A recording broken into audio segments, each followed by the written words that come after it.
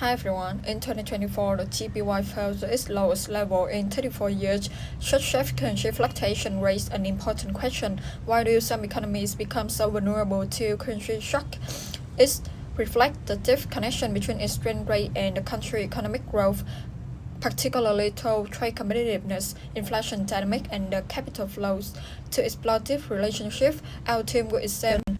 Before we begin, here's a quick outline of today's presentation. We will move to 5 parts: an introduction, the causal mechanism linking exchange rate and growth, the empirical evidence, the discussion section, and the last one is conclusion, where we will highlight the implication for sustainable growth in Vietnam and the key policy recommendation. First, we begin with the introduction. Exchange rate play a crucial role in shaping a country's competitiveness and trade costs. For Vietnam, the key policy question is whether stronger or weaker VND best supports sustainable growth, because exchange rate movement affect export, inflation, purchasing power, FDI, and employment. An export-oriented economy like Vietnam is highly sensitive to VND per USD fluctuation. The relationship is also two-way. Exchange rate trend influence economic growth and economic performance feedback into currency movements. Therefore, policymakers must carefully balance this dynamic to maintain stability and support long-term development. With that foundation, let's now move on to the causal mechanism behind exchange rate and economic. Let me start with the basis of exchange rate and Vietnam exchange rate framework. We usually distinguish between the nominal exchange rate, which is simply the market price of one currency for another, and the real exchange rate, which adjusts for inflation and therefore reflect a country's true international competitiveness. Vietnam adopts a managed float regime, meaning the exchange rate is allowed to move the market force, but the State Bank of Vietnam intervenes when needed.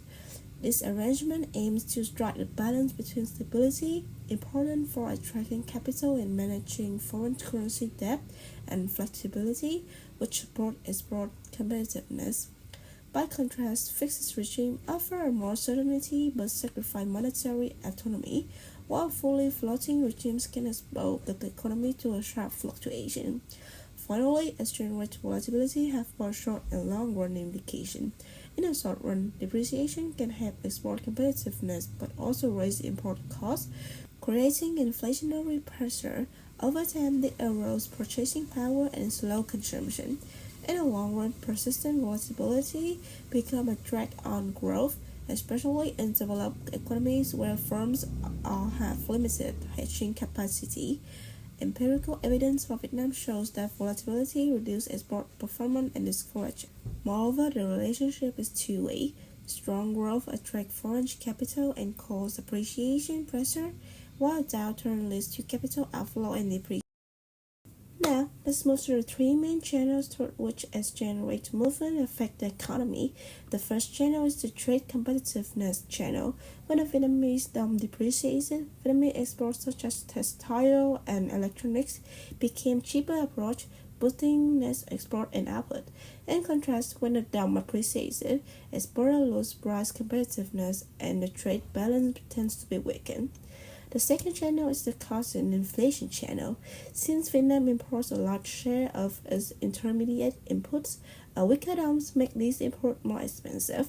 This spread production costs and fuel inflation, reducing household real income. Meanwhile, an appreciated dong lowers import price and helps stabilize domestic inflation. The third and the final channel is the investment and capital flow channel. Exchange rate stability is essential for attracting foreign investment. A stable and predictable exchange rate lowers uncertainties and reduces risk premiums for both FDI and the portfolio flows. But when volatility is high, the cost of borrowing in foreign currency increase and the burden of external debt become heavier, making investors more cautious. Next, let me continue with the empirical case section. Exchange rate policy has changed a lot since đổi mới. We moved from a fixed rate to a managed float, which means the State Bank of Vietnam allows the exchange rate to move with the market, but still steps in to prevent excessive volatility. The goal is to balance three things: export competitiveness, inflation control, and overall macro stability. There are three key moments that show how this policy works in practice. During the 2008 global financial crisis, Vietnam repeatedly devalued the dong and widened trading ban. This helped exporters stay competitive at a time when global demand was collapsing. However, this period also came with higher volatility as the SPV struggled to balance inflation and growth. In 2015, when China devalued the yuan, Vietnam also faced strong pressures. The SPV responded with controlled adjustments, small steps rather than large shocks. This protected export competitiveness while keeping market calm. Most recently, during COVID-19, the SPV focused on stabilizations. It intervened to limit volatility and maintain investor confidence. This approach helped Vietnam recover quickly and supported a strong rebound in the export. A weaker VND boosts export and short-term growth because Vietnamese goods become cheaper in foreign markets. This is especially important for manufacturing sectors like textile, electronic, and agriculture. But depreciations also raise import price and inflation, which reduce real purchasing power for households and increase production costs for firms that depend on imported inputs. A stronger VND, on the other hand, helps control inflation and support consumer purchasing power. It also strengthens investor confidence and encourages FDI inflows because firms prefer a predictable currency environment. However, keeping the currency too strong for too long may reduce export competitiveness. So Vietnam faces a clear trade-off, and this is why we don't target one direction. Here, we can see from the charts that the movements in the exchange rate generally correspond with a change in GDP growth. Periods of sharp depreciations often coincide with a temporary slowdown, mainly because of higher import prices and inflation pressure. Meanwhile, years with more stable exchange rate management tends to align with stronger and more consistent economic growth. This reinforces the idea that stability matters more than the level of the currency. So the main conclusion is there's no single best exchange rate. Vietnam benefits most from a flexible managed float, where the SPV allows the currency to move with the market, but step in to prevent disorderly swing. This balance supports both export competitiveness and macroeconomics. At present, Vietnam continues to use a selective managed float to support developments, control inflation within the target, and stabilize the exchange rate. The State Bank has operated the open market flexibly in close combination with monitoring market fluctuations to implement decisions on monetary policy targets. History has recorded that the VND and USD exchange rate have undergone many adjustments due to the complexity of domestic and foreign economies affecting the value of domestic currency. For the strong VND appreciation, on the positive side, enterprises can reduce costs when importing equipment, goods, and raw materials from intermediary countries. In September 2025, total imports reached 39.82 billion USD, encouraging firms to import more to lower production costs and increase access. This also helps to control domestic inflation by easing import pressure and strengthens FDI confidence thanks to stable exchange rate. However, businesses exporting goods or services face drawbacks. Higher product prices make them less attractive to foreign customers. The value of imported goods in early April fell to 16.75 billion USD, down 6.9% as US tariff rose. Illustrating this impact, exporters lose competitiveness and must either raise prices or accept lower profit. A stronger currency also reduces tourism revenue as Western visitors perceive Vietnam as more expensive. For the next part is the weak VND depreciation. When the VND depreciates, Vietnam export, especially textile, agriculture, and fishery, become cheaper than foreign competitors. Domestically, imported goods become costlier, helping local firms gain competitiveness and improve living standards. Reports show that many businesses benefit from short-term exchange rate differences. However, Vietnam relies heavily on imported raw materials, so currency devaluation raises transport and import input costs, which are eventually passed on the customer. And Mr. Nguyen Văn Dong notes that about 60% of textile and garment materials are imported. This increased concern for both businesses and the government, especially for if foreign countries delve to conclude the policy. Applying a managed float is more suitable for Vietnam because choosing a strong or weak currency depends on this period and should not be fixed in the long term. The VND will adjust according to policy goals. A stronger currency helps stabilize the economy and control inflation, while a weaker one supports export growth under the state bank. About the exchange rate and sustainable growth, we'll go inside the key insight section.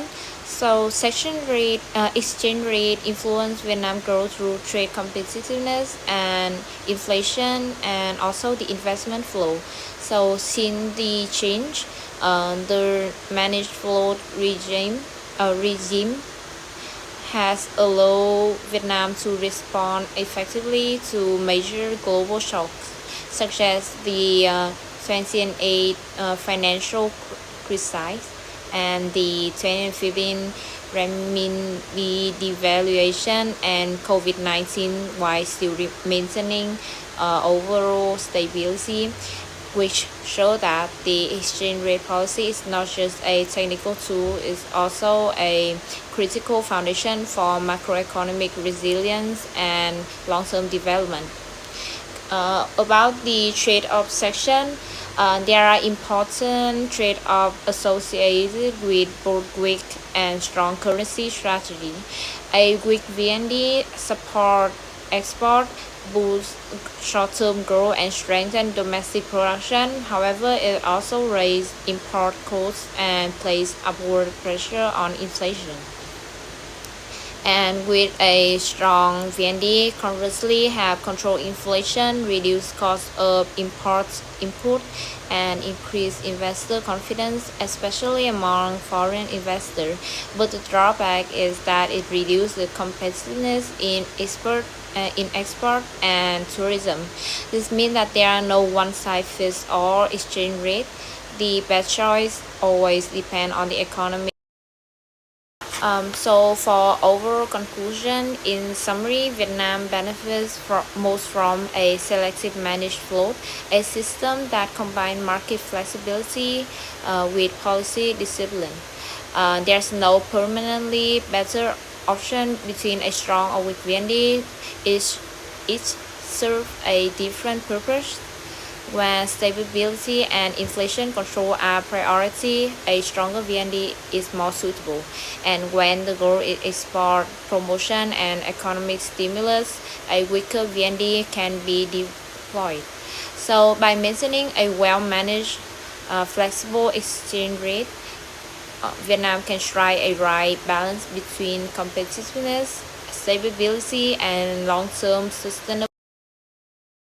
Now let's move on to the policy recommendation. In the short term, Vietnam should focus on stabilizing the exchange rate while preserving flexibility to manage flat, stronger foreign exchange reserve, and monetary policy that support exchange rate objective. In the long term, the priority is to reduce economic vulnerability by improving productivity, managing foreign currency debt, screening inefficient investment, expanding hedging tools, and lowering import dependence in the key industry. Together, these measures have maintained exchange rate stability and conclude our presentation. In summary, a balanced combination of short-term stability measure and long-term structural reform is crucial for sustainable growth. By adopting this policy, Vietnam can maintain exchange rate resilience while promoting a competitive